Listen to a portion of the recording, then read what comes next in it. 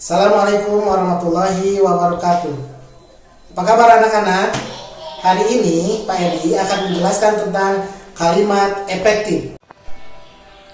Apa sih kalimat efektif itu? Dan apa kegunaan dari kalimat efektif itu? Ada yang sudah tahu? Oke, untuk lebih jelasnya, kita perhatikan gambar yang ada di samping Bapak. Coba tebak.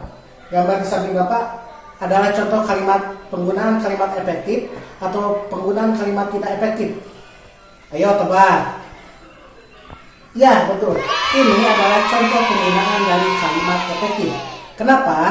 Ketika dua orang individu sedang berbicara atau melakukan suatu obrolan, yang satu menjadi pembicara dan yang satu menjadi pendengar. Nah, ketika pembicara menyampaikan pesan dan si pendengar mendapatkan pesan yang tersampaikan oleh pembicara, itu adalah contoh dari kalimat efektif. Nah, kita perhatikan di gambar yang kedua.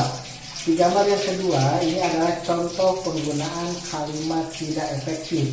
Kenapa disebut contoh penggunaan kalimat tidak efektif? Kalau kita perhatikan, di gambar yang kedua ini ada dua orang yang sedang mengobrol. Tetapi kita lihat wajah kedua orang tersebut. Yang satu biasa saja, yang satu agak kebingungan, bahkan cenderung marah. Kenapa? Karena ini terjadi karena pesan yang disampaikan oleh pembicara tidak tersampaikan kepada pendengar. Akibatnya kalimat yang disampaikan tidak efektif, sehingga terjadilah konflik. Nah, ini sering terjadi di antara kita ketika ngobrol sama teman, apabila kita tidak menggunakan kalimat efektif, maka akan terjadinya perselisihan. Nah, anak-anak, kita sekarang akan membahas tentang ciri-ciri dari kalimat efektif. Yang pertama adalah logis. Apa itu logis? Logis itu artinya masuk akal. Emang ada Pak kalimat yang tidak masuk akal? Nah, untuk lebih jelasnya kita perhatikan dulu kalimat di samping Bapak. Siswa yang memakai sepeda harap dititipkan di tempat penitipan. Di sini terjadi kalimat yang rancu. Kenapa? Apakah yang dititipkan itu siswanya atau sepedanya? Sementara kan siswanya mau sekolah, mau belajar, masa dititipkan di tempat penitipan? Nah, harusnya kalimat yang kedua ini kita rubah ke kalimat efektif atau kalimat yang lebih logis. Harusnya seperti ini kalimatnya. Sepeda yang dipakai siswa harap dititipkan di tempat penitipan. Nah, ini baru kalimat efektif. Sekarang kita beranjak ke ciri yang kedua, yaitu tidak ambigu. Apa itu ambigu? Ambigu artinya memiliki multitafsir. Artinya dalam satu kalimat memiliki dua makna. Ini tidak boleh dalam kalimat efektif.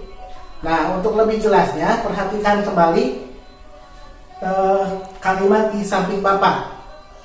Nah, mobil Pak Ahmad yang sudah tua harus segera diperbaiki.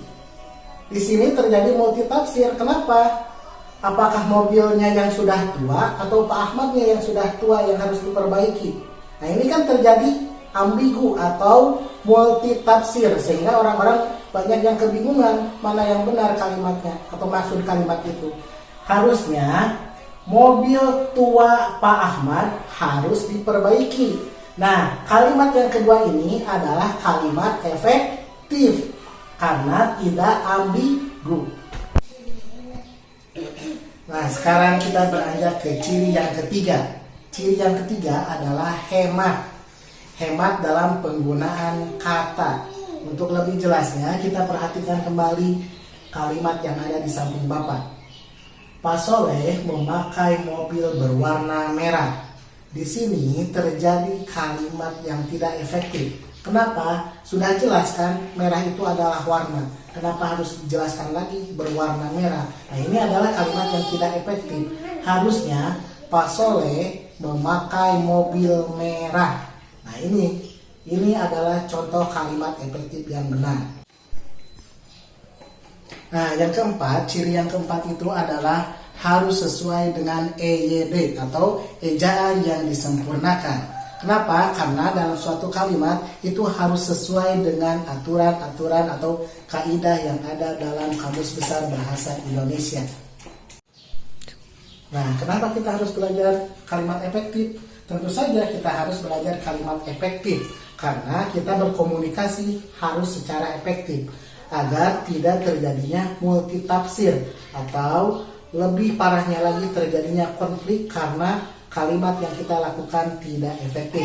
Oleh sebab itu, Bapak menghimbau kepada anak-anak semua untuk melakukan atau melaksanakan atau menggunakan kalimat efektif dalam kegiatan kalian sehari-hari. Itu saja pembelajaran kita hari ini.